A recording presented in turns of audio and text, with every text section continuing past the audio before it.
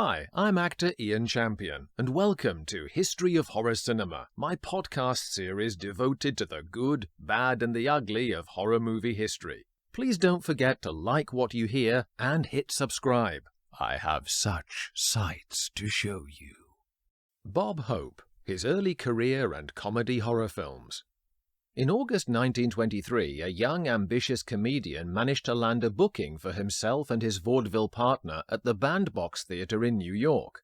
Aged just 20, he'd cobbled together a dance act laced with comedy that until then had just played the amateur circuit, cinema show intermissions and local vaudeville gigs. The show at the Bandbox was Bohemia, a typical touring variety show of the period, mixing comedy and dance numbers.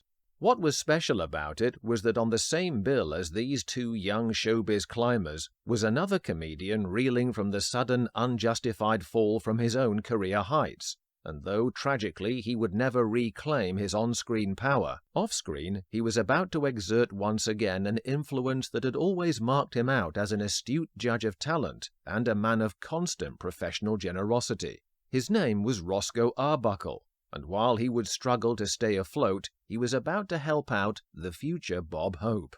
Born as Leslie Towns Hope in the South London suburb of Eltham, Bob Hope was the fifth of 7 sons to William Henry Hope, a hard-drinking stonemason, and his shy Welsh wife Avis Towns, from whom Bob was given his middle name, though always misspelt.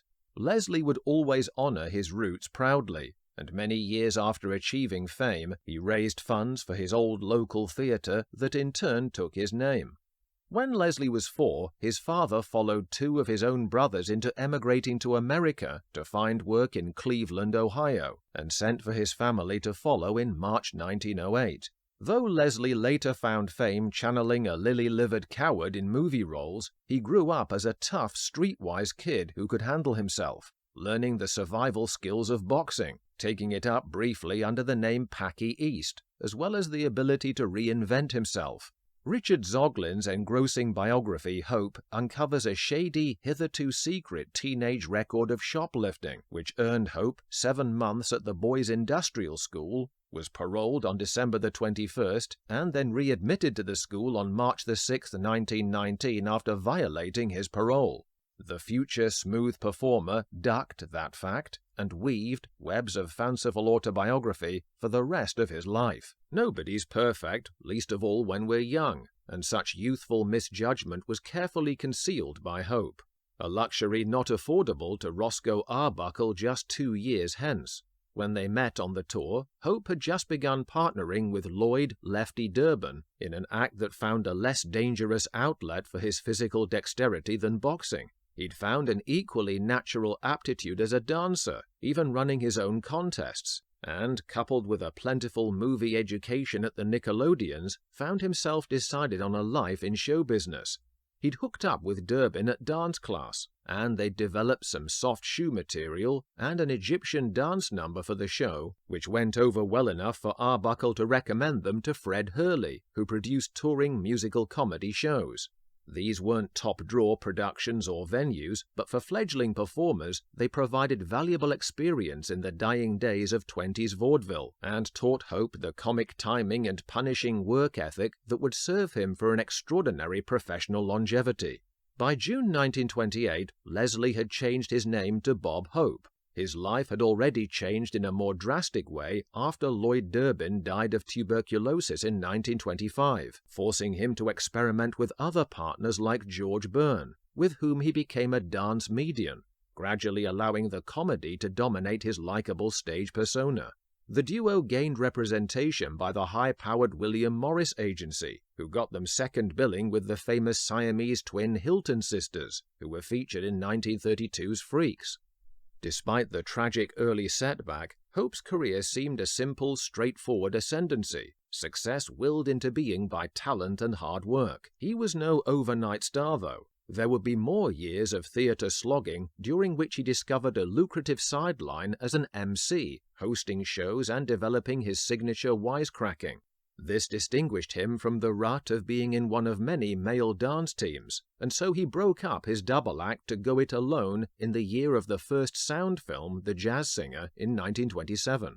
Such was Hope's self-determination and confidence to make it up the ladder in live theatre that he never even mentioned the devastating stock market crash and resulting Great Depression of 1929, as he rose up through the Keith Orpheum circuit of increasingly larger venues. By 1930, the new medium of on-screen talkies needed an abundance of transferable talent in front of the cameras. An agent, seeing one of his theatre shows, secured Bob a screen test at Pathé in Hollywood, but it failed to get him a contract. We can only speculate that at that point his honed stage technique for playing huge venues may have been a little too broad for the subtlety of the camera.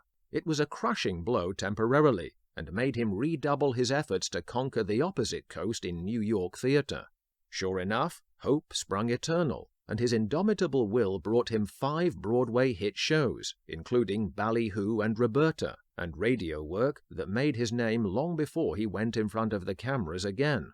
He was successful enough to turn down, with some vengeful satisfaction from his screen test rejection, an offer in 1933 from Paramount for the film comedy Sitting Pretty, as the pay was less than his Broadway earnings back east. A better deal that he accepted allowed him to be on stage at nights while shooting short comedies by day for Educational Pictures and then Warner Vitaphone, thus enabling him to test pilot a screen career at no risk to his marquee value as a stage actor. Hope's big break in film came with Paramount's comedy musical The Big Broadcast of 1938. Playing the light comedy lead as a radio performer supporting W.C. Fields was a comfortable fit for him, and although it was a weak film, its box office success led to the studio offering Hope 3 pictures a year at $20,000 per film, according to Zoglin. It was the latest in a series that intriguingly started with Bing Crosby in The Big Broadcast in 1932. Sending out a tantalizing near connection to Hope that would later catapult them to international fame together in the Road to film series, as a screen comedy partnership almost rivaling Laurel and Hardy in its time. The Big Broadcast of 1938 also gave Hope his signature theme song, Thanks for the Memory, duetted with Shirley Ross, which became a #1 hit and would be endlessly reworked with appropriate lyrics over the decades to match all kinds of situations. It was also recycled cannily as the title of Hope's next film in 1939, to capitalize on its chart position when Paramount were unsure whether to renew Hope's contract. Co-starring the couple as newlyweds with money troubles, this trivial soufflé actually became his 6th film released by the following spring, none of which offered anything significant until a spooky element strengthened the brew. The Cat and the Canary, 1939. In April, Hope's fortunes changed when he began shooting the comedy-horror remake of 1927's silent The Cat and the Canary. At last, here was a vehicle where the material could begin to show him off as both a film comedy actor and a leading man. The original film had been very successful for Universal, whilst they were gearing up for their horror boom beginning with Frankenstein and Dracula in 1931. Directed by Elliot Nugent, who already knew Hope's style from directing 2 of his earlier films, The Cat and the Canary is an interesting film in his career trajectory, especially for fans who've only seen his later movies. They will be constructed around a winning formula. His cowardly lover character partnered with beautiful female co-stars and jabbering his way out of jeopardy with assorted villains, often placing him in period settings for the likes of Monsieur Beaucaire in 1946 and 2 years later The Paleface, for added comedic incongruity. Woody Allen, as a devoted fan, would acknowledge borrowing this device for his own early movie comedy protagonists. Here, though, Hope is more or less slotted into a predefined modern lead role within the Scooby-Doo fake ghost skullduggery recycled from the first version. The light relief part that previously relied on scaredy-cat facial mugging by Creighton Hale was now, however, bolstered with witty verbal one-liners, tailored to Hope's radio persona, and placed him more heroically center stage in the main action. In fact, his character Wally Campbell, disparagingly referred to as the original Flutterbrain, is easily remodeled to echo his real-life radio fame. Playing an actor of radio mystery thrillers also gives Hope license to try out what became his trademark mischievous meta angle of standing apart from the action as a commentator, second-guessing the horror tropes before they appear and puncturing the macabre atmosphere. Don't big houses scare you? Not me, I used to be in vaudeville. From his first entrance through the excellently realized misty Louisiana bayou, Hope is already making with the funnies. He yaks incessantly to the somber Native American Creole Indian who paddles him toward the deceased Cyrus Norman's estate. Whilst his guide of course is ignorant of Wally's work, he deadpans knowing the real source of his passengers' gags as Jack Benny, a nice in-joke reference to their shared real-life similarity that allegedly was one of the reasons Paramount nearly let Hope go the previous year. Amongst the co-stars to our reluctant hero is the imperious estate housekeeper Miss Lou, an enigmatic portrayal of sinister poise by Anthony Adverse Academy Award winner Gail Sondergaard, reminiscent of a young, beautiful Frau Blucher from Mel Brooks's Young Frankenstein. Sondergaard had the gift of projecting a cold sexuality that actually bagged her the Wicked Witch role in that year's The Wizard of Oz, but she rejected it over concerns that the makeup would require her to be rendered distastefully ugly. To reinforce the horror credentials further, we have on board George Zuko, recognizable to genre fans for a very busy war, during which he appeared as Professor Moriarty opposite Rathbone and Bruce in The Adventures of Sherlock Holmes in 1939, 3 of Universal's Mummy sequels, House of Frankenstein, and others for the House of Horror. The British-born Zuko makes a fine Mr. Crosby, the gravely serious executor of the Norman estate and protector of the heir. In the crosshairs of the scheming, disinherited other family members, Crosby defends to the death the personable Paulette Goddard as Joyce Norman. Goddard was a former Ziegfeld showgirl who enchanted Charlie Chaplin so much that he married her and cast her in the lead role of an orphan girl in her first film, Modern Times. She took the part of Joyce while waiting for Chaplin to begin production of his dark satire masterpiece The Great Dictator, and matches Hope's energy and pizzazz as Joyce with a believable chemistry of affection befitting their background as old high school friends. One day when Goddard's husband visited the set, having already seen rushes of shot scenes, Chaplin was likewise entranced enough by the starstruck Hope to tell him, "I want you to know that you are one of the best timers of comedy I have ever seen." What makes Hope's work in The Cat and the Canary surprising is that particularly in the second half, the demands of playing the plot's straight leading man at times take over from his amusing one-liners. When Elizabeth Patterson's spiteful spinster Aunt Susan prattles self-servingly about Joyce's precarious mental state, it's quite a shock to hear the playful gagmeister suddenly round on her.